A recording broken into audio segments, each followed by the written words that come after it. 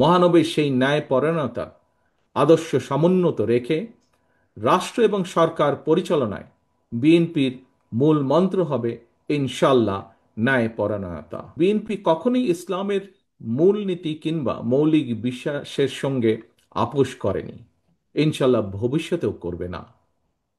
আপনাদের মধ্যে এখানে যারা প্রবীণ ব্যক্তিবর্গ রয়েছেন, আপনাদের নিঃসন্দেহে আপনারা জানেন পতিত পরাজিত পলাতক স্বৈরাচারের দল যারা স্বাধীনতা উত্তর বাংলাদেশের রাষ্ট্র ক্ষমতায় বসে নিজেদের ইচ্ছে মতন সংবিধান রচনা করেছিল, সেই সংবিধানে দেশের অধিকাংশ জনগোষ্ঠীর আকাঙ্ক্ষার প্রতিফলন তখন ঘটেনি। পরবর্তীতে বাংলাদেশের স্বাধীনতার ঘোষক বিএনপির প্রতিষ্ঠাতা শহীদ রাষ্ট্রপতি জিয়াউর রহমান রাষ্ট্র পরিচালনার দায়িত্ব পাবার পর সংবিধানে বিসমিল্লাহির রহমানির রহিম অন্তর্ভুক্ত করেছিলেন। সংবিধানে সর্বশক্তিমান আল্লাহর উপরে আস্থা এবং বিশ্বাস অন্তর্ভুক্ত করেছিলেন। বর্তমানে সর্বশক্তিমান আল্লাহর উপরে আস্থা এবং বিশ্বাস কথাটি এভাবে রাখা হয়নি। কেন এভাবে রাখা হয়নি? সম্মানিত উপস্থিতিবৃন্দ, এই প্রশ্নটি আজ আমি আপনাদের সামনে রেখে গেলাম। বিএনপি বরাবরই ইসলাম এবং মুসলমানদের স্বার্থবিরোধী যে কোনো অপতৎপরতার বিরুদ্ধে সোচ্চার। পতিত পরাজিত পলাতক স্বৈরাচার ইসলাম, মুসলমান এবং ইসলামী সংস্কৃতিকে রাষ্ট্র এবং সমাজে নানাভাবে হেয় প্রতিপন্ন করার অপচেষ্টা করেছিল।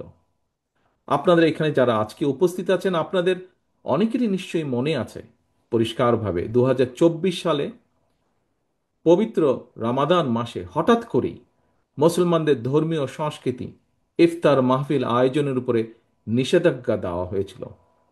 এটি কোনো বিচ্ছিন্ন ঘটনা ছিল না, এটি ছিল বাংলাদেশে ইসলাম বিরোধী, ইসলাম মূল্যবোধ এবং সংস্কৃতির বিরুদ্ধে সুদূর প্রসারী ষড়যন্ত্রের একটি অংশ। সেই সময় বিএনপি এই অপতৎপরতার তীব্র প্রতিবাদ জানিয়েছিল।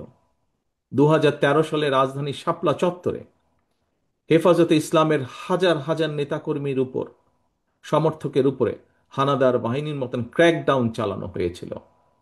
গণহত্যার প্রতিবাদে এবং হেফাজতে ইসলামের সমর্থনে বিএনপি সারা দেশে 2 দিন হরতাল সহ বিভিন্ন কর্মসূচি পালন করেছিল। তখন দীর্ঘ 1.5 দশকের তাবেদারি শাসন শোষণের মাধ্যমে আরও একবার প্রমাণিত হয়েছে ঈমান, ইসলাম এবং দেশের স্বাধীনতা সার্বভৌমত্ব রক্ষা করতে হলে আমাদের ঐক্যের বিকল্প নেই। সুতরাং দেশ এবং জনগণের স্বাধীনতা সুসংহত করার জন্য আগামী জাতীয় নির্বাচন অত্যন্ত গুরুত্বপূর্ণ এবং তাৎপর্যপূর্ণ। প্রিয় দেশ বরণ্য সম্মানিত ওলেমা মাশায়েখগণ, একজন বিশ্বাসী মুসলমান হিসাবে এবার আমি আমার একটি প্রত্যাশার কথা আপনাদের সামনে ব্যক্ত করতে চাই। এখানে উপস্থিত আমরা সবাই জানি আহলামে জালিয়াতের সময় আমাদের মহানবীকে যারা অপছন্দ করত, তারাও কিন্তু মহানবী সাল্লাল্লাহু আলাইহি সাল্লামকে ন্যায়পরায়ণ হিসাবে জানত, মানত এবং বিশ্বাস করত। মহানবীর ন্যায়পরায়ণতা নিয়ে মুসলমান, অমুসলমান, বিশ্বাসী, অবিশ্বাসী কারো মধ্যেই কোনো সংশয় ছিল না।